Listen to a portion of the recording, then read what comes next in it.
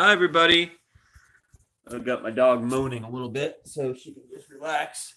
I think I'll go ahead and do a quick video discussion of Steve Martin versus Robin Williams. Both are great. One is no longer with us.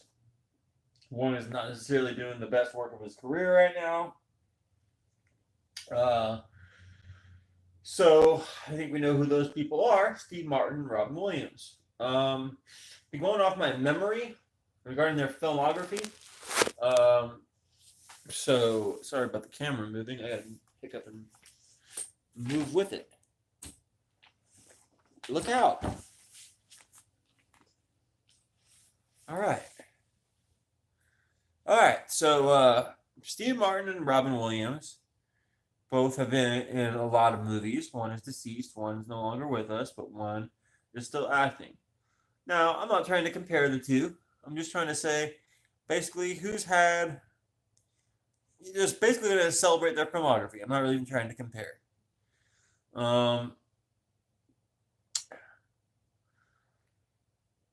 Steve Martin has a cameo in the Muppet movie. His big starring role in The Jerk. Then goes to Pennies from Heaven. Pennies from Heaven was a musical made by Herbert Ross at the time. Didn't get much respect at the time, but has gone and gotten a lot of respect over time.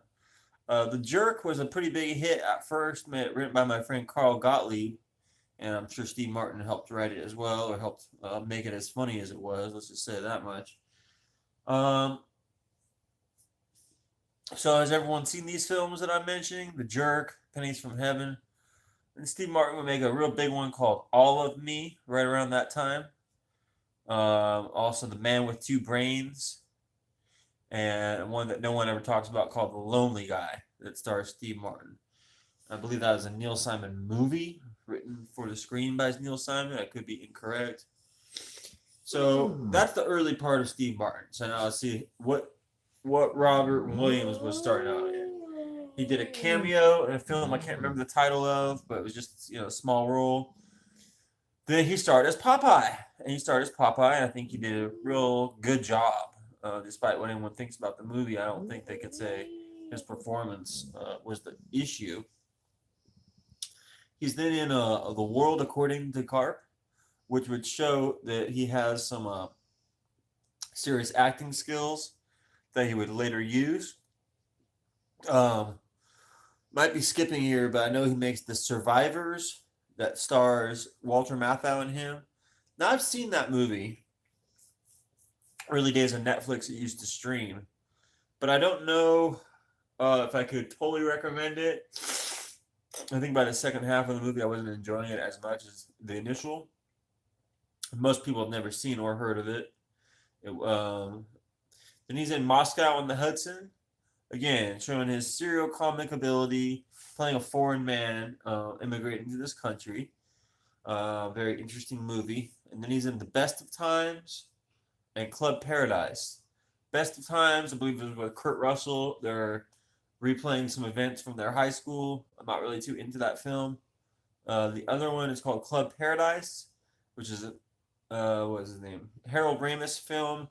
It actually has Jimmy Cliff in it, Peter O'Toole, among many other people. Real fun movie to check out. His friend either dies in a fire accident or whatever. He's a retired fireman, decides to go basically start a club or a bar on an island. And the movie didn't work. I suppose it was a major box office hit. So if you haven't heard of Club Paradise, go ahead and check it out sometime. It's worth your time. All right, so then we're right around 1987 for both chaps now. Let's jump back over to Steve Martin. Steve Martin hits very hard in the 80s. He goes Roxanne. He goes Three Amigos. Neither of them are real big box office hits, but are popular movies, I guess you would say. In 1988, Steve Martin goes upside everyone's head with Dirty Rotten Scoundrels, probably one of his better performances, starring Michael Caine and himself. It's now going to be remade, starring Anne Hathaway and Rebel Wilson in a couple months, so you can probably avoid that in theaters or check it out, depending on if you like the original movie. If you like the original movie, you may want to see what they're doing with it. screenwriter Dale Launer, producer of My Cousin Vinny and Dirty Rotten Scoundrels, and writer of both. He's got some choice things to say about it, but it is a remake of his beloved movie that he made. So that's that. Uh, so that's Steve Martin in 1988. He's hitting pretty hard. Dirty Rotten Scoundrels wasn't necessarily a huge box office hit, but went on to be a very famous movie and inspired a musical that was based on it. So that's that. Then he hits in 1989 with Parenthood. So both were saying, there's been some hits and misses, but Steve Martin's 88 into 89. Wow, that's pretty successful. Parenthood and Dirty Rotten Scoundrels. So let's jump back over to Robin Williams. After getting nominated for Good Morning Vietnam and having a great moment in his career, he goes ahead and makes Cadillac Man. Didn't really even get a wide release. Not really that good of a movie. At the same year or time, around the same era, is Dead Poet Society. He said, hey, you guys like me doing this serial comic stuff. Why don't I just get real serious in Dead Poet Society? And he does. He gets real serious in that film. And you got Robert Sean Leonard, I believe. And you got Ethan Hawke, among many others. And again, nominated again. So in 87 and 89, Robin Williams is nominated, where Steve Martin is just, holding a snifter of brandy at some party somewhere. So I think we're kind of making it, we're trying to compare the careers. One had more outright critical acclaim, but one had a more consistent comedic style, I guess, at the time. Because you look at LA Story, which I believe, no, you go My Blue Heaven, and then you go LA Story. Now, My Blue Heaven, I'm not even sure about its box office. It's a real miss for me. Some elements of the movie I like, some I don't. Rick Moranis and Steve Martin in that film, and Steve Martin does something that's different in that one. He gets panned for it. He does a kind of accent and pretends that he's an Italian gangster guy. It doesn't work too well. Then we got 91, big year for LA Story. Steve Martin, kind of a box office hit, but really shows off Steve Martin's writing ability and gets him into this new modern age that he is as like more of a literate music type guy. 92, what does Steve Martin do in 92? Good question. Well, we'll jump back to Robin Williams. Robin Williams follows up Cadillac Man and Dead Poet Society. 90. Did Robin Williams make a movie in 90? Yeah, he's getting to the big paycheck phase here. He goes to Hook in 1991. Any other movie in 91? Yeah, 1990 is also Awakenings for him. So he's made a lot of prestige films. This is a Penny Marshall directed movie based on real events starring Robert De Niro and oh yeah, starring Steve. That would have been interesting to have Steve Martin in that role as opposed to Robin Williams. I think what made me start thinking about this is that I was thinking, can you flip flop Robin Williams and Steve Martin in any particular movies? I think that's one you could flip flop. Take Robin Williams out of Awakenings and put Steve Martin in. Because obviously, Robin Williams was making a lot of serious movies at that point. It would have been helpful to see Steve Martin in something like that. So Awakenings is a great movie, and then Fisher King and Hook in 91. Nominated again, I believe, for Fisher King. Maybe he's not, but Robin Williams just at least gets praised up and down, and Mercedes Ruehl wins for Best Supporting Actress that year, deservingly so. So he's high on the hog. Hook, of course, box office okay, critics nah. 92 for Robin Williams. What was he doing in 92? You know what? I don't know. I don't think he did a big movie in 92. I'll check. I'm doing this all from memory anyway. 92 for Steve Martin. Big movie for him. Box office hit. House Sitter, starring Goldie Hawn, June of 92, right around the same time as Batman Returns. Totally good movie. Totally good performance. I guess I was thinking also if you flip flop Robin Williams in for Robin Williams or Chevy Chase into that house sitter deal, been very interesting result. Been very interesting result, but it wasn't like that, of course. Then we get to '93. Um, so yeah, Steve Martin and House Sitter. Um, that's basically one of his last like earnest comedy movies without going for anything serious that was a box office hit. Uh, I mean, that's not just absurdly bad or absurdly crass or something like that. I'll get to his later stuff a little bit more. House Sitter. Okay, 92. Um, all right, well, this is jump right to Mrs. Doubtfire, and that's Aladdin. Robin Williams has the voice of the genie in Aladdin around the same time, and Mrs. Doubtfire. And he's not nominated for an Oscar, but he's nominated for a Golden Globe, may even win one. And obviously, he was going to maybe do a Mrs. Doubtfire sequel. White Rain, he was passing away. That was to talk about news story a couple weeks before he passed. Steve Martin's, I skipped one for him in '92. I believe in December '92, he tries to make a prestige picture, Leap of Faith. I found it to be a really good movie, also a really good musical based on it. So Steve Martin has had a lot of movies turned into musicals, Dirty Rotten Scoundrels and Leap of Faith, and of course Robin Williams, we'll get to his later, The Birdcage, that became a musical as well. It was based on a French movie to begin with. So 93. Steve Martin starts to struggle. I can't really put it other than that, but he starts to struggle here. He makes Sergeant Bilko, which I enjoy, but no one really liked all that much. Makes Mixed Nuts, which is a Nora Ephron flop about people that call, during the holidays they get sad. Seriously, not a very good idea for a plot. Maybe it's a good movie or maybe you like it, but not exactly something to get your career up and going again, which Steve Martin was looking for. Makes also The Out of Towners with Goldie Hawn. I happen to like the movie, but not many others do. Didn't do too well. Steve Martin. All right, so all around this time, Robin Williams starts hitting pretty hard. He's in Jack. That's a box office hit, even though it's not the best. He's in Flubber. He's in Good Will Hunting. He wins his Oscar. He's in all sorts of movies in this era. He's in Bicentennial Man. He's in Patch Adams. He's in Jumanji. He's in all sorts of movies. And then all that really Steve Martin can muster is Bowfinger. Very good movie, no doubt. But his late 90s ain't that strong. His late 90s ain't that strong. He has to wait it out a little bit while longer, actually, to get Bringing Down the House. Now, Bringing Down the House started Eugene Levy, him, and Queen Latifah. And it was a real crowd-pleasing box office hit, but, not exactly the highest brow comedy in the world, something like that. So, as Robin Williams kind of hits his ebb and flow, he makes one movie called Jacob the Liar. That's a real flop and starts getting mocked for. He makes What Dreams May Come, which is a beautiful movie, but didn't actually catch on as much as everyone thought it would.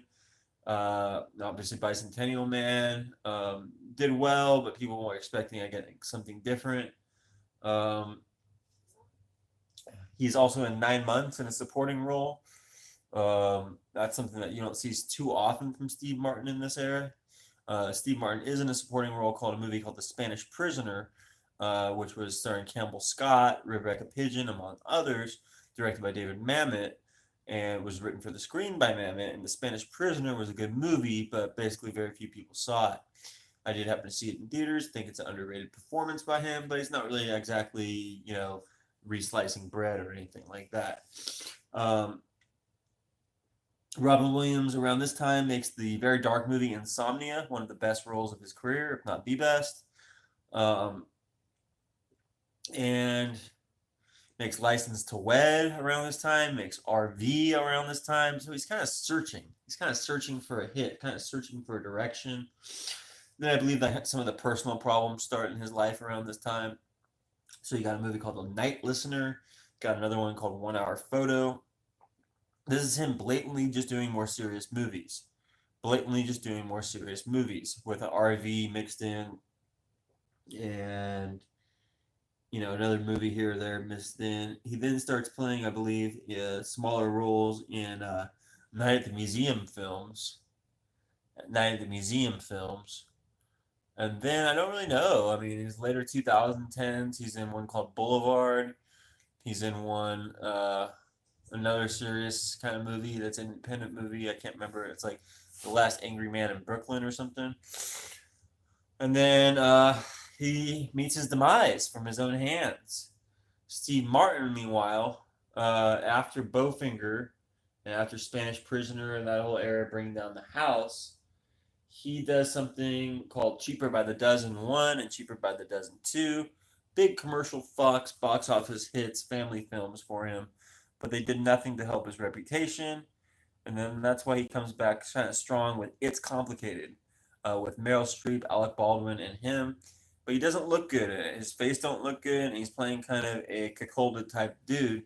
And it doesn't lead to any other big movies for him. In fact, his next big movie or his next movie after that, it's not called this a big movie, it would be called The Big Year. And that starred Jack Black, Owen Wilson, and Steve Martin, Rosamund Pike, many others.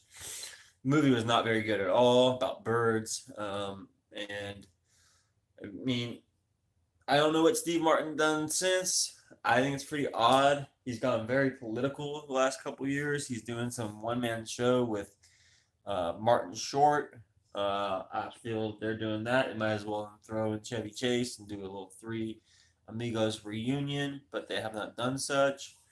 So those are the careers, basically, of Steve Martin and Robin Williams. Robin Williams is now dead, and Steve Martin is now kind of dead to us, just doing his banjo stuff and acting like an erudite fuck on all these political, railway causes that he wants to do. And I'm not even going to venture who to say who's had a better career. I think it's very clear that Robin Williams has had more highly critically performing movies. Obviously, winning an Oscar, winning several Golden Globes. But Steve Martin has some very crowd-pleasing moments, including Parenthood, Dirty Rotten Scoundrels, The Jerk. Pick out one of those more family-friendly movies. They're all pretty crowd-pleasing. And yet, when Steve Martin has tried to do more simple things, and he directed one called A Simple Twist of Fate, which was a flop and starred him, the things haven't worked quite as well. So that being said, breakdown of Robin Williams and Steve Martin's career in a brief amount of time for you out there. Let you all kind of draw your own conclusions. The fact that Steve Martin is kind of pariah these days, he's not really making a lot of stuff, or not even known to the public as much. I don't know. I think it's pretty obvious Robin Williams probably a higher career standing, even though he's not adding to it, albeit that he's dead. If Steve Martin was making a movie every 2-3 years, then we could say, yeah, he's still active, he's still chasing it, he's still going to maybe have one more great comedy hit in it. But, I miss the Steve Martin that I knew, growing up in the 80s, growing up in the 90s, seeing him every couple years in the movie. I forgot the Pink Panther movies. I just literally forgot them. So he made the Pink Panther 1, the Pink Panther 2, and Cheaper by the Dozen 1, and Cheaper by the Dozen 2. Makes you wonder why he didn't make Bring Down the House 2. I guess maybe that's something he can still do. I'd like to see him play a grandpa in a movie. I'd like to see him do stuff like that. One other movie, I said grandpa, it made me think of how he had that beard, and he played a movie producer in Grand Canyon. Underrated role for him, but really not much to the role. Underrated role, but really not much to it. So I would say, in terms of serious films, Robin Williams wipes the floor with Steve Martin. In terms of straight up comedy, Steve Martin kind of holds his own with Robin Williams. Obviously Mrs. Doubtfire is the biggest hit that either one of the gentlemen have had. But if you look at Robin Williams' other movies, are they really laugh out loud funny the whole way through? Not really. Not many more of his movies are as laugh out loud funny the whole way through as Steve Martin has. Dirty Rotten Scoundrels laugh out loud the whole way through. LA Story, Bowfinger, some slight more seriousness in them, but laugh out loud pretty much the whole way through is the goal, at least, of the movie. Um, Robin Williams' only real big silly movie, I guess you would say, then is kind of Birdcage. Um, so, I mean, definitely respect these gentlemen's two careers. If we see Steve Martin appearing in more thrillers and like action and drama the next couple of years, I wouldn't be shocked by that. I'm kind of surprised he's never taken like a villain role in a thriller or an action or a prestige drama. I find that to be really odd. I know that he was just in a movie that Ang Lee made a couple of years back, like the Long Walk for Billy something, and it was about a Gulf War, modern war veteran coming back and all that. But that movie came and went. That movie came and went. So he's had a lot of movies come and go in recent years. The Big Year and that Long Walk for Bobby Long. So though I love Steve Martin, I think it's pretty clear cut who the winner of this versus challenge is. That being said, he could still add to his legacy. He could still add to his legacy. He could still add and be in some different movies again and kind of redo some of his old characters. Now, I've heard negative about when people watch his old comedy, they think it's like insensitive nowadays. And I'm sure that he'd probably want to get involved in like the political progressivism and trying to make sure, oh yeah, my intention was not to mock Egyptians and all that. I think he should just steer clear of all this modern mishigas. Just make some new movies and or not, I guess. I mean, I know he's written some movies, written some books, independent of Shop Girl. But Shop Girl was a movie that he wrote and directed and starred in, and had Claire Danes and Jason Schwartzman, and it just didn't work. It just didn't work. It just didn't work as a film. It wasn't bad, but it just didn't work. So that being that, rest in peace to Robin Williams. Definitely a very respectable career, and this has been Robin Williams versus Steve Martin, kind of a discussion of their careers. I might be posting another commentary or some more live streaming later today. I hope everyone out there is enjoying the Barbecue Network and have a wonderful time right now.